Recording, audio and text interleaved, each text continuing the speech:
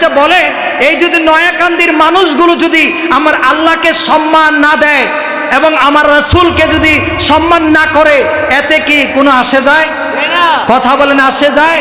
কোনো আসে যায় না। কেন?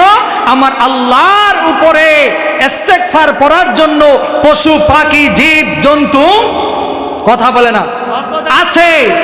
আমার আল্লাহর উপরে তাসবিহ পড়ার জন্য সদা সর্বদা কি আছে?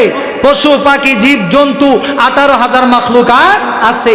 আর আমার নবীর উপরে নয়াকান্দির মানুষ, এই কুমিল্লার মানুষ অথবা এই বাংলাদেশের মানুষও যদি নবীর উপরে দুরূদ না পড়ে, নবীকে ভালো না বাসে, তাতেও আমার নবীর কোনো কিছু আসে যায়? কেননা আমার আল্লাহ আমার নবীর জন্য সকাল থেকে বিকাল পর্যন্ত 70,000 ফেরেশতা তার রওজার পাশে রেখে দিয়েছেন, যারা শুধু নবীর উপরে দুরূদ ও সালাম দেয়। কি দেয়? দুরূদ ও সালাম।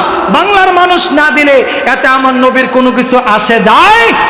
কথা বলেন, আসে যায়?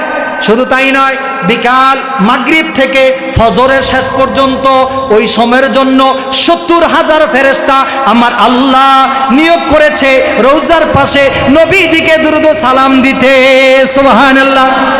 তাহলে বোঝা গেল আমার আল্লাহর শানে এবং আমার নবীর শানে যদি কেউ না দুরূদ ও সালাম পেশ করে, সম্মান না দেয়, ইজ্জত না করে, এতেও আমার নবীর কোনো কিছু আসে যায়?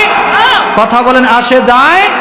অতএব বাবা জিরা, আসুন আমরা সকলে আমার নবীর শানে বেয়াদবি হবে এরকম কথা আমরা কেউই বলবো। কিন্তু এমন একটা ফিতনার জমানায় আমরা আসছি, যেই জমানায় আমার নবীকে বলে কাউবয়। নাউজুবিল্লাহ, নাউজুবিল্লাহ বলবেন না? আমার নবীকে বলে রাখা। এরকম ভাবে অনেক বিষয় আছে, যেহেতু এটা মিডিয়ার যুগ, আপনারা জানেন মিডিয়াতে এগুলো আসে। এরকম আমার মতন হুজুর বক্তা কত যে ডিজিটাল মার্কা বাড়িছে, যারা আমার নবীর শানে বেয়াদবি করতে এই জবানটা কাঁপে। কথা বলেন, কাঁপে। তাহলে তারা কিভাবে নবীর শাফায়াত পাবে? কথা বলেন।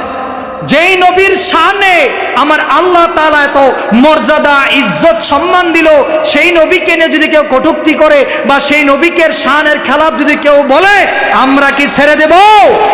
কথা বলেন, ছেড়ে দেব?